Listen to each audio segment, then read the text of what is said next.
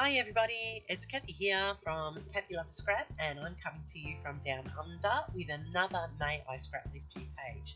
Today it's day 17, and yes, I'm running behind, and it's supposed to be me that scrap lift, but I've chosen MK Gunn, who was one of the extra people to lift and one of my heroes in the world of scrapbooking. So this is my layout, how I've adapted hers to mine. I'm choosing to do some photos from my daughter's wedding. Even though it was a year ago, we're still ploughing through those photos. And this one here is of my daughter and my son-in-law and my mother just after the exchanging of the vows. So it's coming together with a colour that I don't normally use. I don't use very much purple. But this one here is the beautiful Scrapbook Fantasies Lavender Dreams, and the colours are just magnificent, as are the designs. So I've got the wood grain just as MK had on hers, and I'm just going to add a strip of the flower. I'm starting my base with that, but look at the back of that. There's so many beautiful things that you can use out of this paper age. Now MK has done hers as a pocket page, and so to keep it with that sort of ideal, I am cutting my pages into the squares of 6 by 6 and then putting it back together.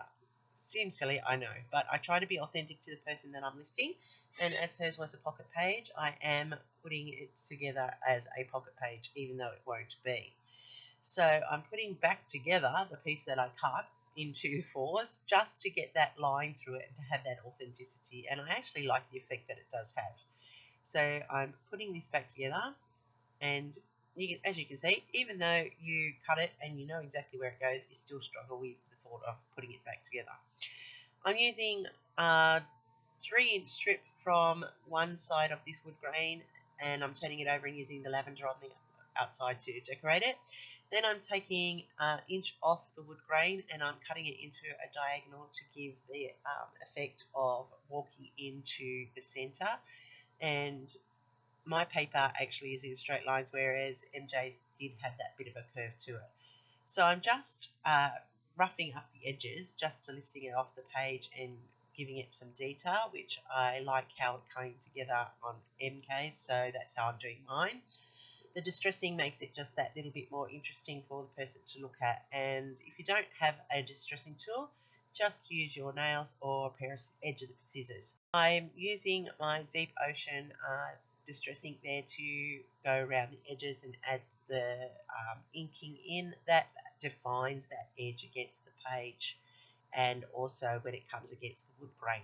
Not that you see much of it showing out in that part once the photos go down. I'm just putting in this wood grain part to build on that extra bit of the page, and I'm making sure that those rough edges are showing. I'm going to cut a strip that is 1 inch and then another which is 1.5, and I'm then going to divide those into 2 pieces, which are going to become my fishtail banners, and they're going to be the double-sided, so it gives the 2 effects. And to cut a fishtail is really easy. You just fold it in half and then cut the triangle out at the bottom. You can hear my cockatoo Jack going off in the background. He doesn't like nighttime, he's scared of it, so he's telling everybody to turn the light on for him. I'm just inking the edges and adding a little bit of distressing to lift it off the background of that wood. It just gives it a definition and some more texture to the layout. I'm going to slide those in. As you notice, I hadn't put that final strip down on the lavender, as I wanted to make sure I could slide things in and out. And I actually go back and change even how those banners look. I'm cutting the further away photo down a little bit so that I can fit both on the one page, and I ummed and ahed whether I would mount them or not. But given how deep the colours of the page are and the photos are so distinct, I decided not to, and I'm pretty happy with that decision. I'm just layering up where I want to put my clusters, and I've got these beautiful pieces from a uniquely creative kit and also from odds and bods around the place.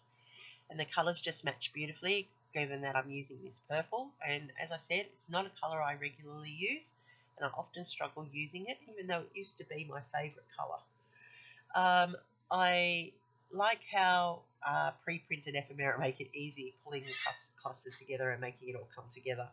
So I'm just layering up I have 3 clusters, and I've gone off screen to put them all down, so now you can see that they're all in place.